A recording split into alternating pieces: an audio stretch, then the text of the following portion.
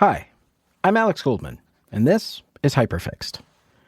So this week, we are unlocking a bonus episode, and we are doing that for a couple of reasons.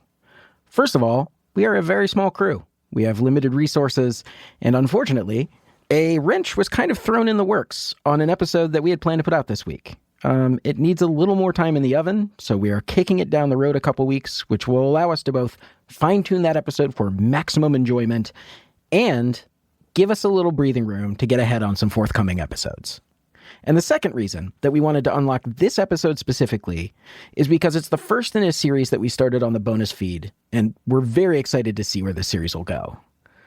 It's a story about a problem without a solution.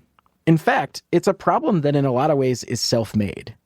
It's about a person who pretty early on knew that he was walking into a mess, and he chose to charge headlong into it anyway.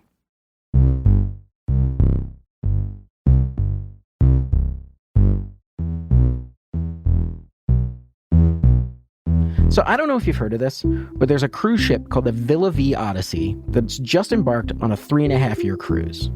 It took off from Belfast in October, and over the next 3 years, it'll be taking passengers to every continent and dropping anchor in hundreds of cities.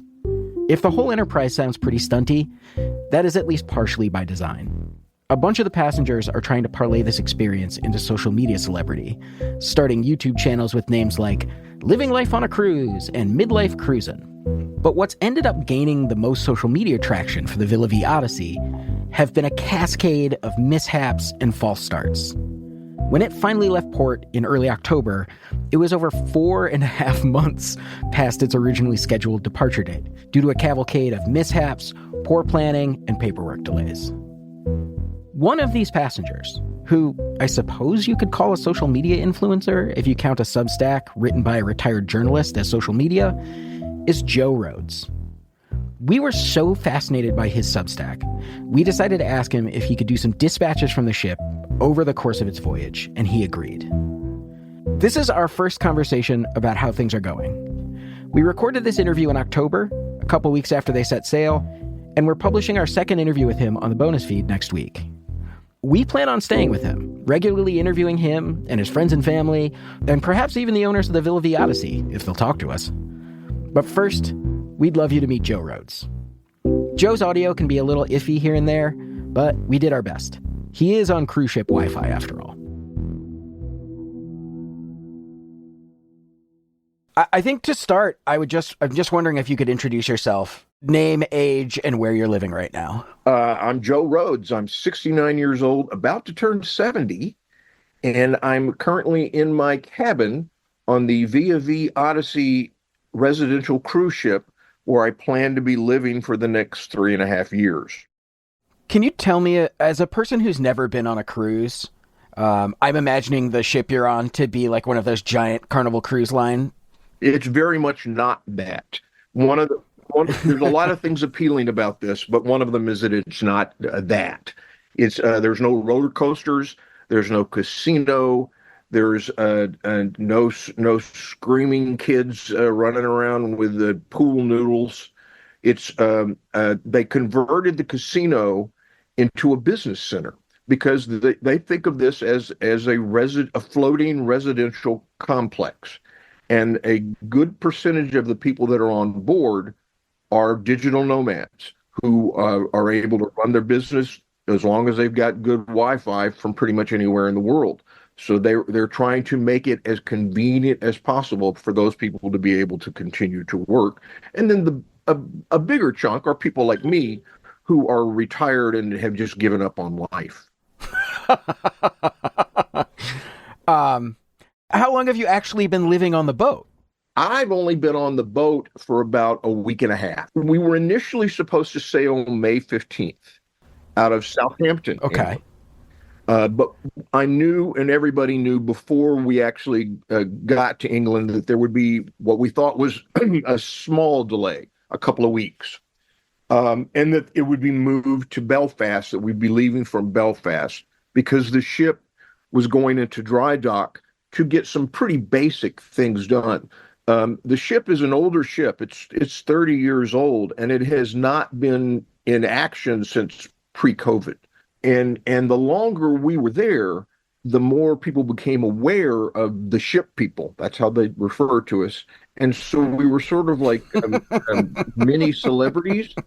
People were happy to see us, and if they found out you were one of the ship people, oh, they'd buy you a drink and ask you questions and make sure you were okay. And so it was a very pleasant experience, other than the fact that we weren't going anywhere. And that certainly wasn't the adventure they had signed up for. So I am curious, why are you doing this again?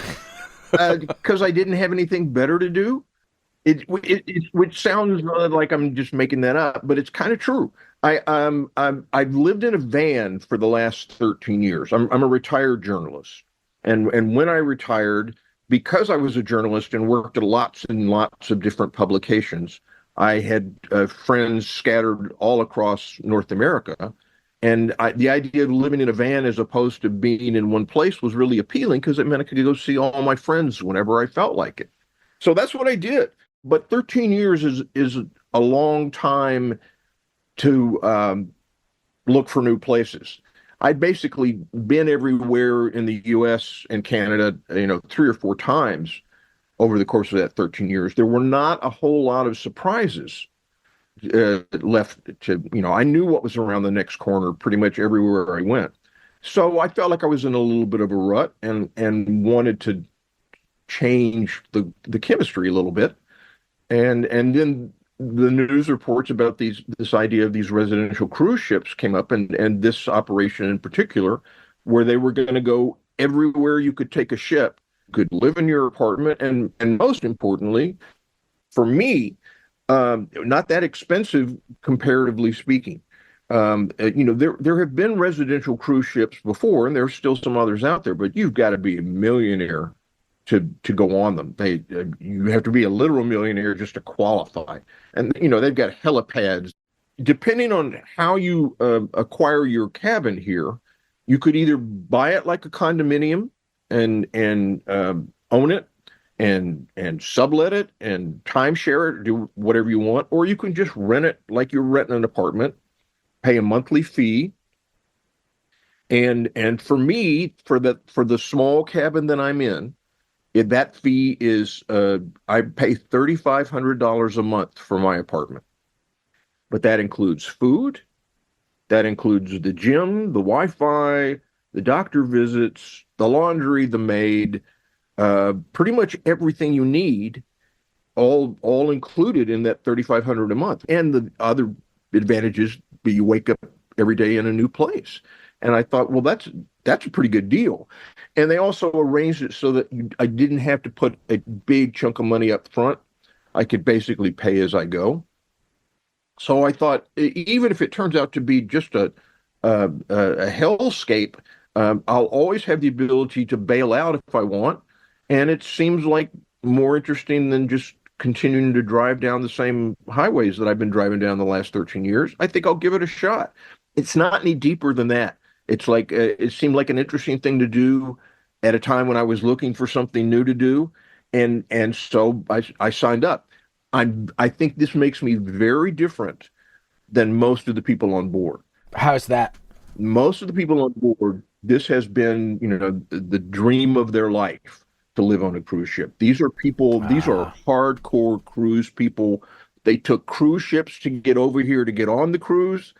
When the cruise got delayed, they filled the time by getting on another cruise. So, in a word, how would you describe the experience so far? So far, I would say it's been incredibly frustrating because very little has gone right so far.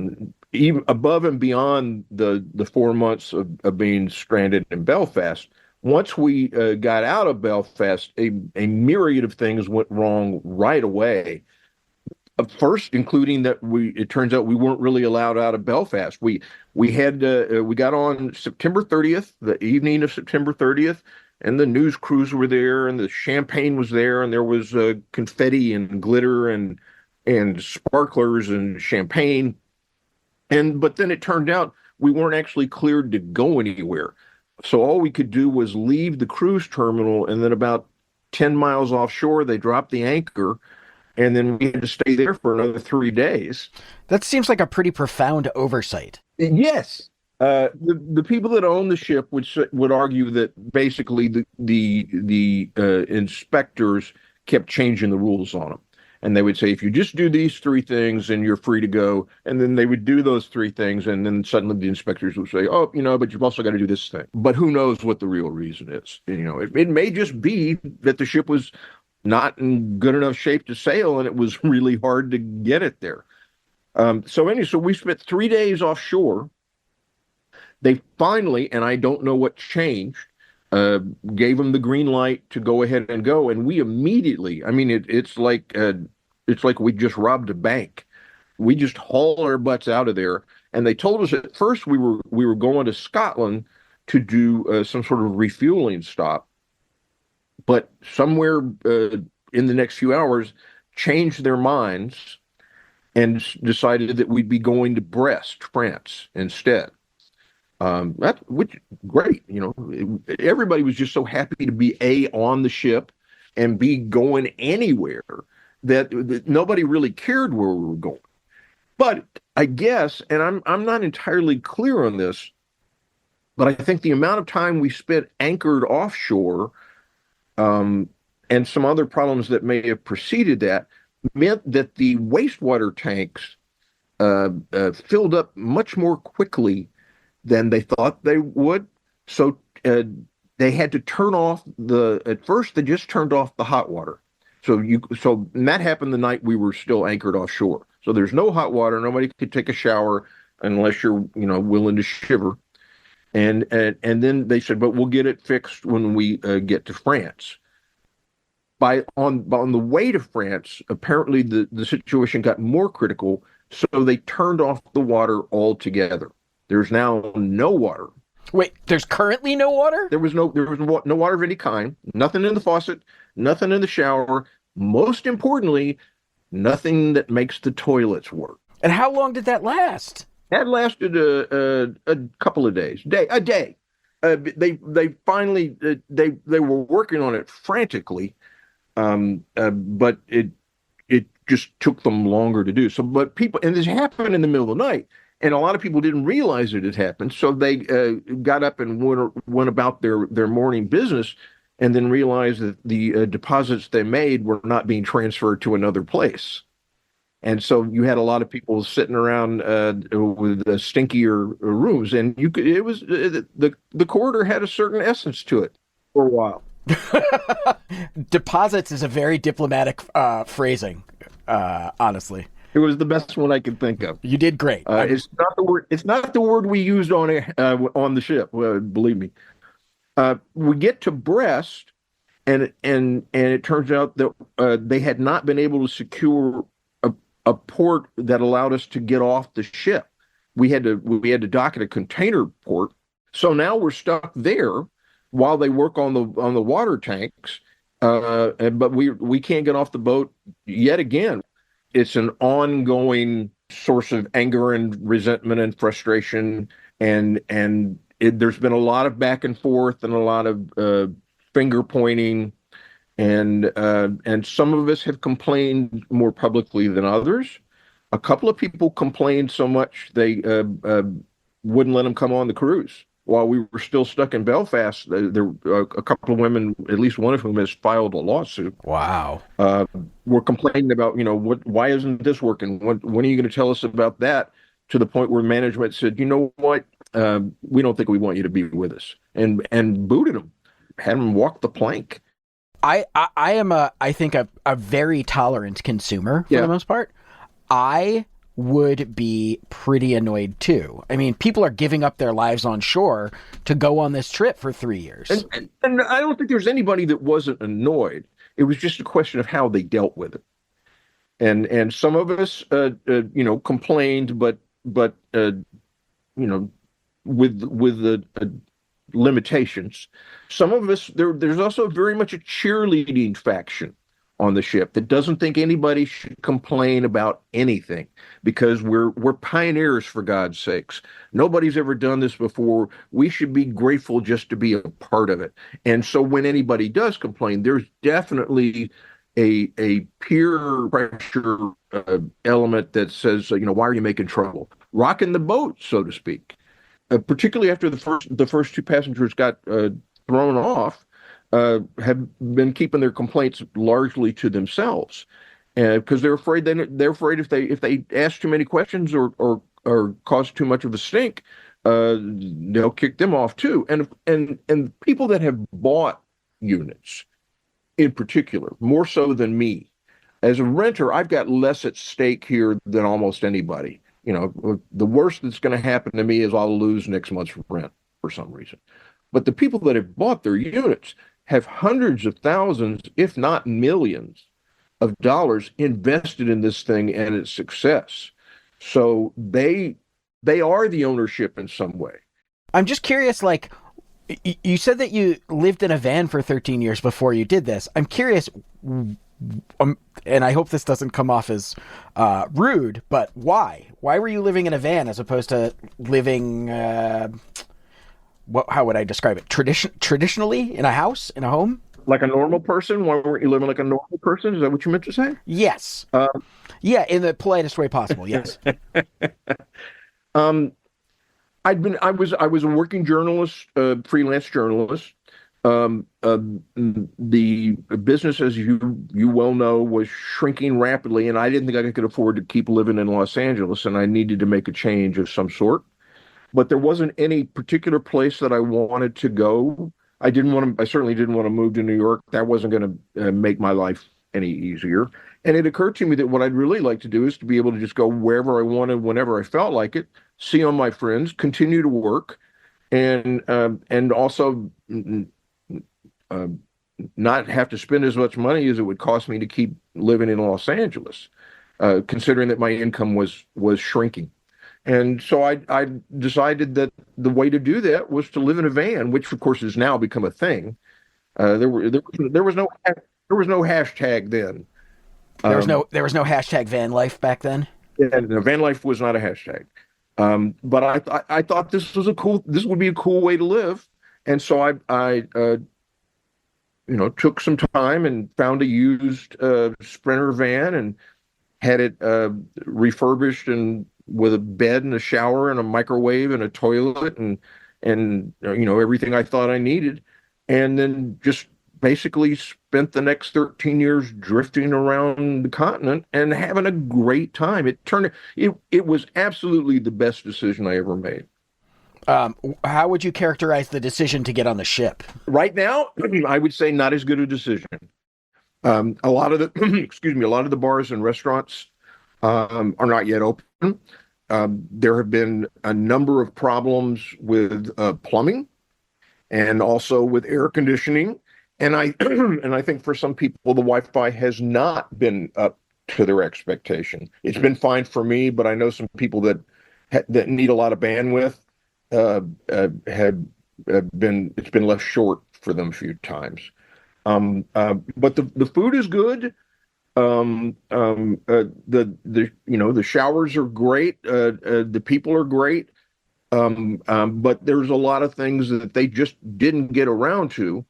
And then we're going to Gibraltar, we're going to Casablanca, we're going to Senegal, all in the next couple of weeks. That's great. It's not great if we can't use the toilet or take a shower.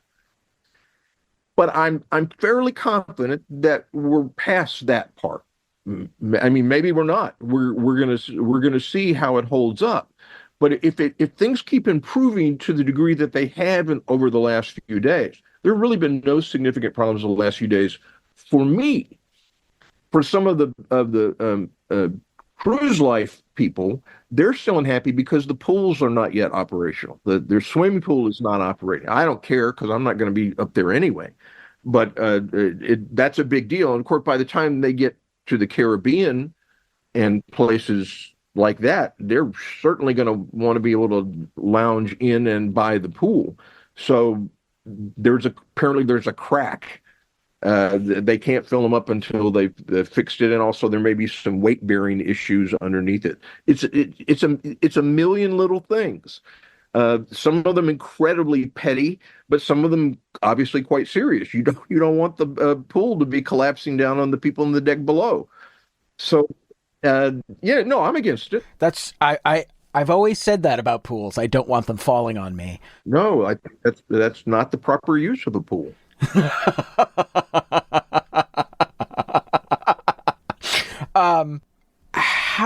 What do you think the percentage shot is that you're gonna last all the way to the end of this thing?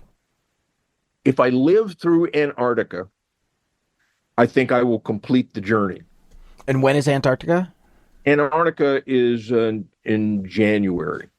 But stuff is breaking all the time, and you just never know from one day to the next what's going to be operational. No, there's no chance that I would make the whole 3.5 years. In fact, I'd be surprised if I made it to January.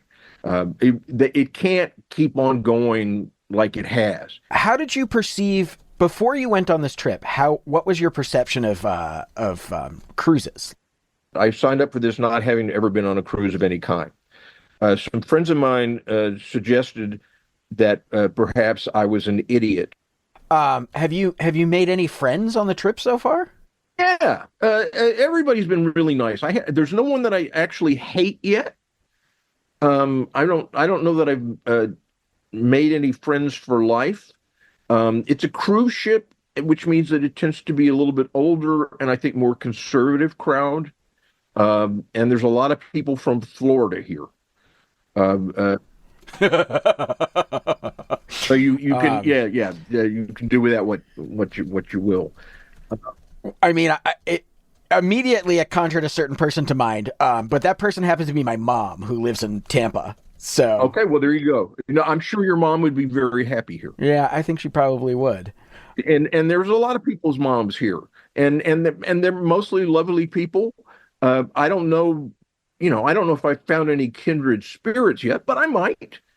My biggest complaint so far has been the beer that they serve in the local bar in the ship's bars has been terrible. Oh, what's wrong with the beer? What are they serving there? It's like they went and selected the worst available beers and said these are the ones we're going to sell you. Here's your choice. You get your choices of your Bud Light, your Coors Light, oh no, your Corona, or your Heineken. But the Heineken is 0% alcohol.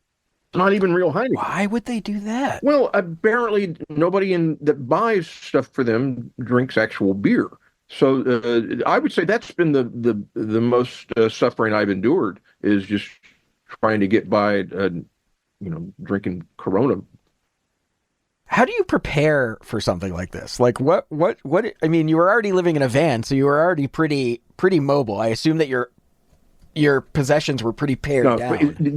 This required less of a lifestyle change for me than I'll bet for anybody else on the ship, because I'd already gotten rid of all my stuff, and my room here on the van is actually, here on the ship. See, that was Freudian. My room on the ship is bigger than the room I lived in on the van, so it's not like I had to make a lot of hard choices about what to bring or not bring with me. I loaded what I needed into a couple of suitcases and then unloaded them in the room. That was pretty much it. I already didn't have a permanent address. I had to, so I kept the address that I have, which is the address of a friend in Texas. And so all my documents and stuff go there, but 90% of the transactions of life happen online now anyway.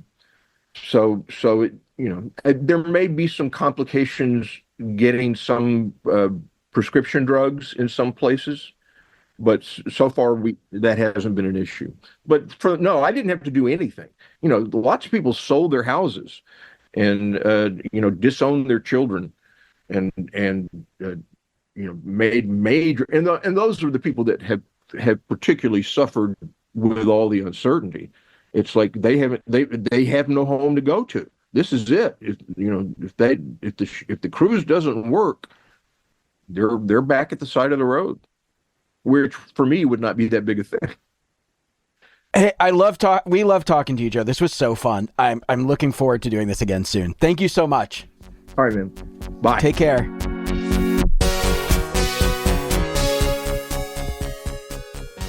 Hyperfixed was produced by Amor Yates, Emma Cortland, and Sari Suffer-Sukenik. It was edited by Amor Yates. It is hosted by me, Alex Goldman. The music in this episode was by me. It was engineered by Tony Williams. Fact-checking by Sona Avakian. I know it's annoying to hear podcasters constantly ask you to become premium members, but it's really the only way for us to keep afloat these days. So, if you want to hear bonus episodes, join our Discord, follow the continuing saga of Joe Rhodes, and much, much more, go to hyperfixpod.com/join. This show can't exist without your problems to solve, so head on over to hyperfixpod.com and submit your problems. Hyperfixed is a proud member of Radiotopia from PRX, a network of independent, creator-owned, listener-supported podcasts. Discover audio with vision at radiotopia.fm. Thanks so much for listening. We'll see you soon.